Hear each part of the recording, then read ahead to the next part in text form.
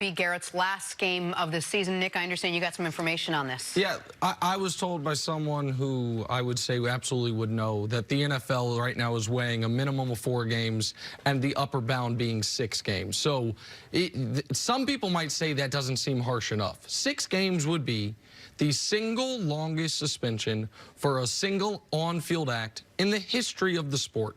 Right now, that very ignominious honor is held by Albert Haynesworth for what I consider to be the ugliest on-field act in modern NFL history, this included, which was when he intentionally kicked off Andre Giroud's helmet just so he could cleat him in the face, resulting in 30 stitches across Andre Giroud's face. Could have blinded him.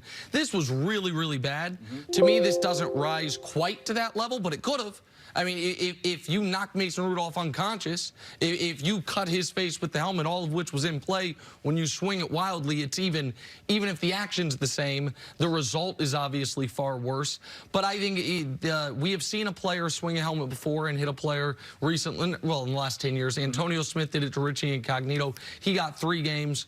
So I think this will be worse suspension-wise, not only because what I've been told, but even before being told that, that's what we speculated, because A, we're in a different time in the NFL. B, you have a higher importance on head injuries. I don't think this would be as big of a deal if he had got him in the ribs. No, not if at he all. swung it sideways. Now, Antonio Smith to Richie Incognito swung it sideways, but it was at Richie Incognito's face. And listen, this whole thing was terribly ugly. And I don't really buy the Mason Rudolph, I'm not going to be bullied. Like, Mason Rudolph did not deserve to get bonked in the helmet in his head with the item that's supposed to protect his head. I get that. But he was trying to rip off Myles Garrett's helmet, and then once his helmet got ripped off, he was going towards him. So I don't think this was a bullying situation, but I do think Myles Garrett had multiple exit ramps. First of all, this never should have started, Danny, because the game's over, essentially. Maybe one play left, and Myles Garrett takes him to the ground unnecessarily. That's the first thing. The second thing is, once you win the battle of helmet ripping, after Mason Rudolph tries to rip yours off, and you rip his off, it can be over. And lastly, even though Garrett's retreating and Mason Rudolph's going after him, he can drop the helmet. If he really wants to engage in this, he can drop the helmet and go after him. He does none of those things. And so I think Baker understood the gravity of it. I think Freddie Kitchens did. I'm not sure Myles Garrett did, but I would be very surprised if you see him again this season. I also have been told you shouldn't expect this suspension to last past this season. Clearly, because I'm starting to get a little bit irritated by some of these scorching takes you're seeing out there that assault charges should be filed. And nobody is saying this behavior is acceptable. No one is excusing it. What we have talked about throughout the show is what is the appropriate punishment. I think 4 games would be more than adequate. I think it would send a really strong message.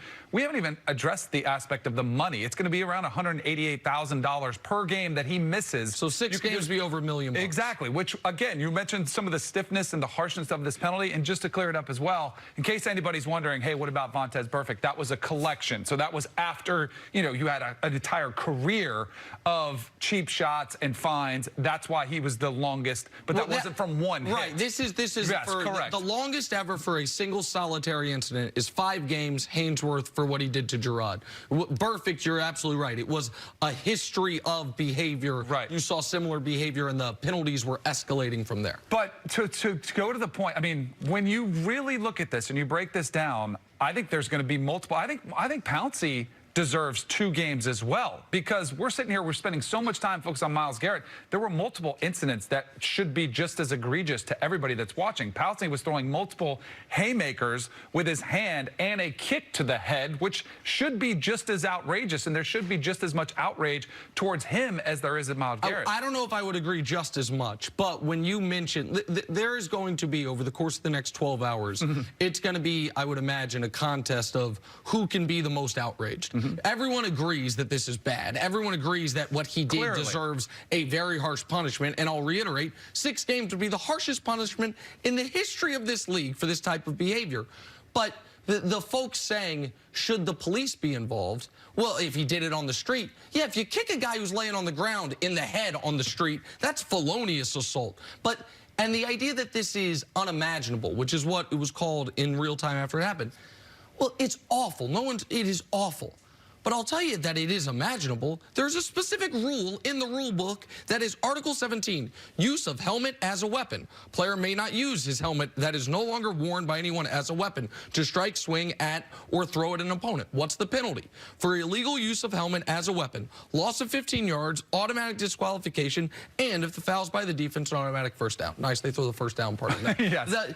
The reason I mention that is this is not something that you never could have imagined ever happening in the history. This isn't the last Boy Scout situation. Right. And so I think Myles Garrett should be punished enormously. I think it is indicative of a bigger problem with the Cleveland Browns they have shown all year long, which is a lack of any type of discipline or recognition of the moment. You've done your job. You've won the game. Freddie Kitchens said it. You became the first Browns team since the team came back to Cleveland, and this is crazy, to beat Baltimore and Pittsburgh in the same season. And to even put yourself in this position is ridiculous. And you said yesterday you thought the Browns could go on a run. He's their most talented. talented. Run without Myles Garrett. It's going to significantly impact that chance. He had 10 sacks and a dozen tackles for loss on the year. He's wildly important to them, and now he's going to be without. I should add one other thing. The other thing I was told is up to 8 other players are facing some form of league discipline. I would imagine Ogunjobi. Not necessarily suspensions, but a lot league of fines. discipline. Certainly some fines, and I would think there will be some suspensions. I don't know what the NFL has. The NBA's got a very clear-cut rule on leaving the bench during a melee. A lot of guys left the bench. Ogunjobi blindsides Mason Rudolph, and Pouncey. I think he gets a game. And Pouncey, I think, gets a couple because he threw a bunch of punches and threw a kick, which we feel like, I don't want to say it's okay, but that's almost like crime of passion type of thing, right? Where it is, I saw my quarterback just get bonked on the head with his helmet. You're going to lose your mind, but he's still going to be penalized for it. And that's where I do think there is nuance to this discussion, and that's why I don't know how quickly the punishment will be doled out. Obviously, the NFL is going to want this taken care of soon, but there will be conversations, much like we're having, of breaking down this film and seeing what's happening here. And it is different to me than a cheap shot where it's dirty, and not to say that this is clean or anything like that, but this is a free-for-all fight type of situation where you've seen where there's an intent to injure somebody on the field of play and it's after it's over and there isn't somebody attacking you. That's the thing I think that the NFL will look at. Mason Rudolph was charging at Myles Garrett, and if he didn't, there's no chance this happened because he was in a retreating motion. But to me, each of these guys kept escalating the situation. Myles Garrett takes him down unnecessarily. If he doesn't do that, none of this happens. Mason Garrett's trying to rip off his helmet. If he doesn't do that, then Myles Garrett does rip off Mason Rudolph. Both of these guys could have ended this earlier, but Myles Garrett did the one thing that is above and beyond what you ever. You see guys ripping at each other's helmets a lot. Usually it's not a quarterback ripping at a guy's helmet. But the one other aspect of this that I know people say is, well, what if he had knocked him unconscious? What if the helmet had cut his face? And, which it absolutely could have. We'd be talking about a year-long banishment, maybe for life if you had really agreed. But that is kind of what we as a society have agreed how things work on the football field or off the football field. Not to bring too serious of a subject, but the penalty for the act of drunk driving is just as bad no matter what happens, right? But if you just run into a mailbox, you're probably going to be able to bail yourself out of jail that night. And if you run into a family of 4, it is life-changing for you. Like we've decided societally that even if the act is the same, some of your punishment's going to come based on the result. So the fact that Mason Rudolph at the end of this was able to throw his hands up and then do a press conference actually really helps Myles Garrett a lot. And it probably should, because that's just what we've all agreed upon are the rules and regulations for how we do things here.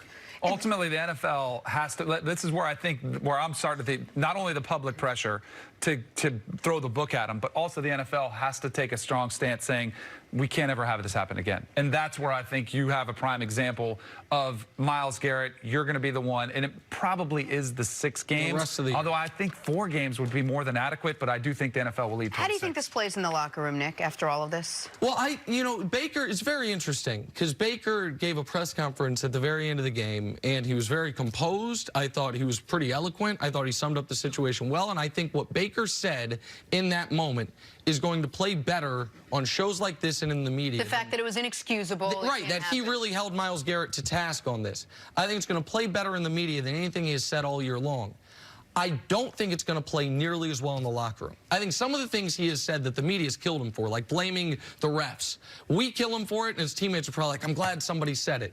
I do wonder, especially if Miles does get the full rest of the year, if people wonder if in the moment Baker shouldn't have just said, I don't know, I didn't see it, I'll review the tape, rather than saying his honest opinion, which is it's inexcusable, we can't I think this was a very mature moment for Baker, and I think it plays okay in the locker room because no one is arguing that what Myles Garrett did was okay. So I think even his teammates realize that. Much more on this throughout the day, but that starts on Undisputed next. Danny, thank you so much. Have a great